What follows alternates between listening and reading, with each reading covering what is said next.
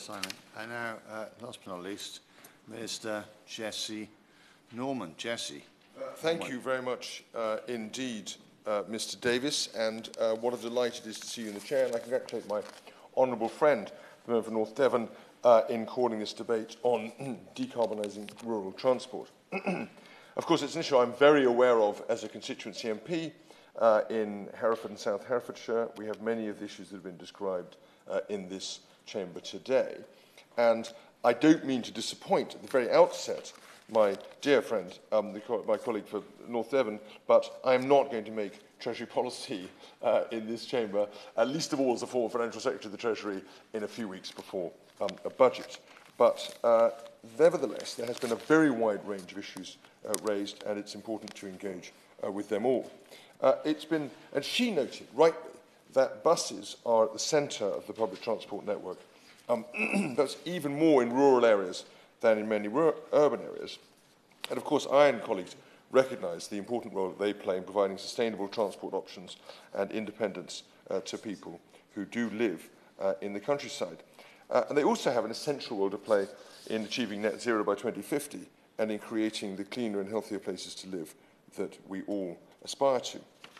On decarbonisation, I'm sure my honourable friend will join me in celebrating the success that Devon has recently had in joining the government-funded Live Labs Decarbonising Local Roads in the UK programme.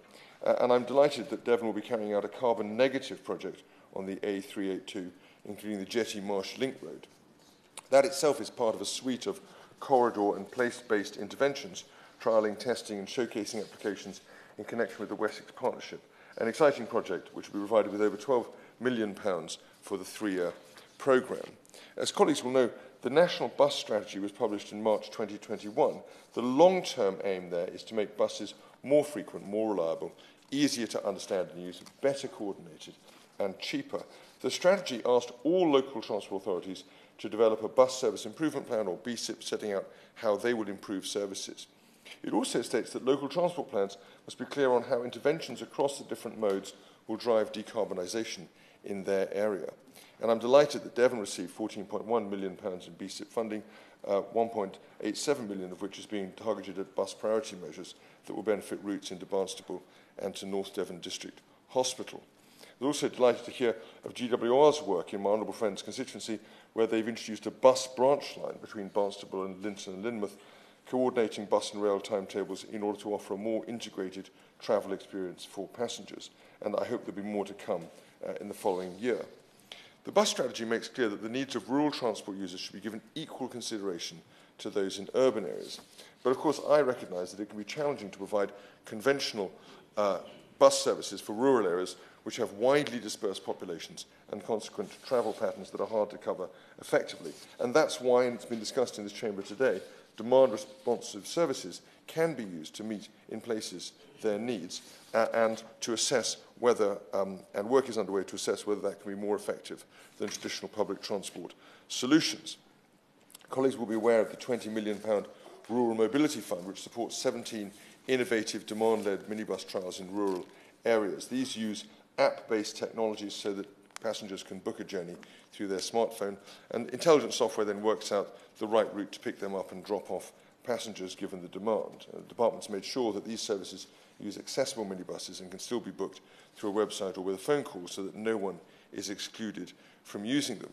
As the member for North Shropshire pointed out, demand-responsive services are not the perfect solution to every challenge. Other schemes need to be trialled and have been, and have proven not to be sustainable. They need to strike a balance between providing a useful service that is responsive and frequent, and on the other hand, running too much mileage cost ineffectively with too few passengers. And that's why it's so important that each of these schemes should be participating in a detailed monitoring and evaluation process so that the department can learn about the most effective approaches. Some of these pilots are using zero-emission vehicles. The scheme in Essex has been electrified since day one, providing a zero-emission demand-responsive service to rural areas around Braintree, and Surrey County Council has started to roll out their electric minibus fleet on their Mole Valley Connect service. Now, as regards buses more broadly, the colleagues will know that we committed in 2020 to introducing 4,000 zero-emission buses and ultimately to achieving an all-zero-emission bus fleet. And it's nice to see that the member for Strangford rightly supporting the superb achievements of Wrightbus in Northern Ireland, and not just as regards to electrification, but also the work they're doing to look at hydroliner technology as well in hydrogen. This approach to zero-emission buses will support our climate ambitions, improve transport for local communities, and support green jobs across the country. Since then, the government has funded an estimated 3,452 zero-emission buses across the UK. 1,400 of these buses have been supported through funding from the Zero-Emission Bus Regional Areas, or ZEBRA scheme, that was rightly highlighted in the debate earlier. Great progress has already been made, with over 500 buses ordered so far under the ZEBRA scheme, including 117 electric buses ordered for 4 different local authorities announced in the House last week. Of course, buses are not the only zero-emission vehicles on our roads, and it's right to think about the question of zero-emission vehicles more widely, and for that, the charging infrastructure network that several colleagues have mentioned in this debate, which needs to be accessible, affordable, and secure as much in rural areas as elsewhere. Last March, the government published its electric vehicle infrastructure strategy and set up plans to accelerate the rollout of the network. We expect at least 300,000 public transport charge points to be installed across the UK by 2030, and there are already over 37,000 open access public chargers on UK roads. Over 600 chargers are added to that network on average each month, and public charging devices have more than tripled in numbers in the last 4 years. And this is in addition to the hundreds of thousands of charge points in homes and workplaces. So we believe we are on track to meet local expectations. Of course, I'd be happy to. Minister for giving way. I like his comments on the zebra slide, even though it's been an utter shambles from start to finish, and Scotland have got multiples more buses on the road in a country 10th of the size. But anyway, in terms of chargers, the government launched Project Rapid, and the Labour front bench mentioned the number of chargers in the UK.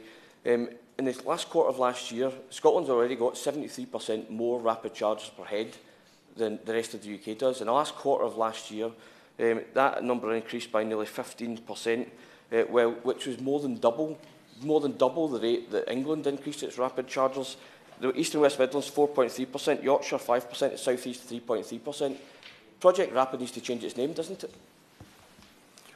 Well, I'm thankful for his intervention, and there's no doubt that the question of how you get lots of rapid chargers into motorway service areas and other parts of the trunk network is a complex one, because it requires long-term solutions based on translating large amounts of electricity through distribution network operators and the national grid into those areas. But I'm so surprised to hear the honourable gentleman bragging about the achievements of the Scottish Government. I mean, I recall him, you may want to look at Daily Business in Scotland for August of last year, where it said that Scotland was bottom of the EV charging league for growth in leaders, and described it as an embarrassing blow for the country that hosted COP26. So perhaps you might want to look not just at the number that have been installed, not perhaps surprising given the level of income per head that Scotland receives under the Barnett formula. If my county of Herefordshire were miraculously and sadly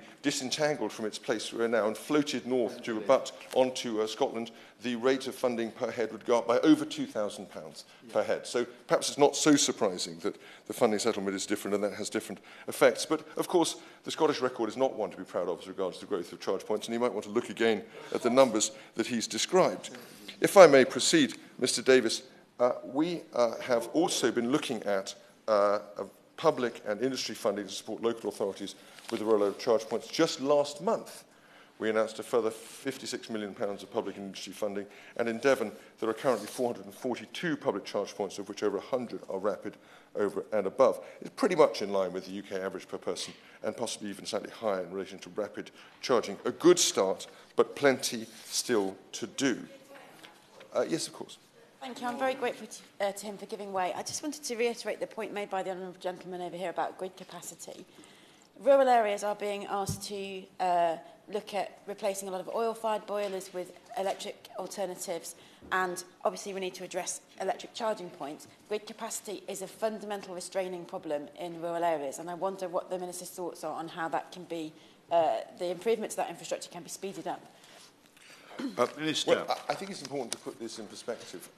One of the advantages of rural areas is that in many cases, more so than in urban areas, people have driveways or accessible areas where they can put in charge points domestically. And of course, domestic charge points are growing very rapidly, vastly faster, as one might expect, through private investment than they have been over the last year or two. It's a rapidly escalating curve. And that is a great advantage that rural areas have for charging electric vehicles over urban areas. And rural areas, of course, also will benefit as improvements in technology increase range for vehicles and reduce cost and reduce range anxiety. So it's a picture which I think we have reason to be optimistic about without in any sense being complacent about the need to continue to make rapid progress. Yes, of course. If I can just reiterate my initial intervention on the Labour front bench on the point made by the Honourable Lady on behalf of the Liberal Democrats. I think the concern is that the grid, as it is, will not accommodate. If everybody starts charging their cars at home, the grid just isn't going to cope. And that's going to require significant extra infrastructure to transmit the electricity into rural areas. And when you do that, you put in pylons everywhere, and that becomes very controversial. Now, one solution in the States is that they're using transport corridors, roads and rail, to underground along those routes. And they believe that can be far more cost-effective. Underground is, of course, far more expensive than overground pylons. And I think there needs to be a really strategic thinking. These issues are devolved, of course, in Wales. The planning matters will be devolved as it would be in Scotland and Northern Ireland. But there needs to be a coordination and some thinking about how we can create the resilience and the capacity for rural areas without desecrating rural areas. Well, I completely agree with him that any solution that is found needs to be one that respects the beauty and integrity of the area concerned. Of course, that's absolutely right. And I thank him for the suggestion that he's made, which I believe has received some consideration. But let me, I will check with my officials on that. But I also think the wider point, which is, yes, of course, the grid, the demands on the grid are changing over time. There's no reason to think, and we've been given no reason to think by the grid, that these are demands that are unsustainable. And of course, the attraction of much modern technology is that it does allow much more load balancing to take place in the timing of when cars are charged. And so we expect that to be a very valuable source of potential strength and stability in the grid as we go forward. Now, my honourable friend, the member for North Devon, raised the topic and is a passionate advocate for active travel. Let me just touch on that for a second. She will know that the Department published the second statutory cycling and walking investment strategy in summer of last year. That includes new and updated objectives such as increased levels of walking, including walking to school, and doubling levels of cycling. And we expect to invest over £850 million in active travel between 2020 and 2023, which is a record amount of funding.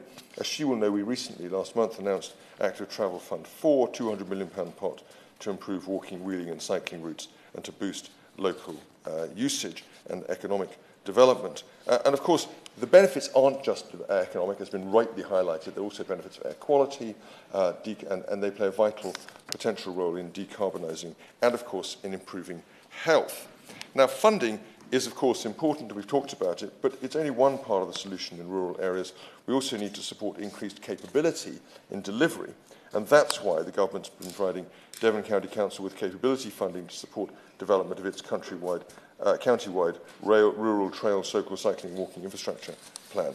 I myself was delighted to open the offices of Active Travel England in York a few weeks ago with Chris Boardman, our National Active Travel Commissioner, and Danny Williams, Chief Executive. As she will know from her APPG, these are people of the highest quality, and the AT is a very important development, indeed a milestone in the way in which we think about the adequate and effective provision of, in fact, the highly effective provision of active travel infrastructure and standards. So it's a mixed picture in terms of the need. It's not a mixed picture in terms of the commitment and the energy and the drive that we're trying to bring to this entire portfolio across the range of the different interventions and different modes in the cause of decarbonising our country and our economy. Thank you so much, Minister.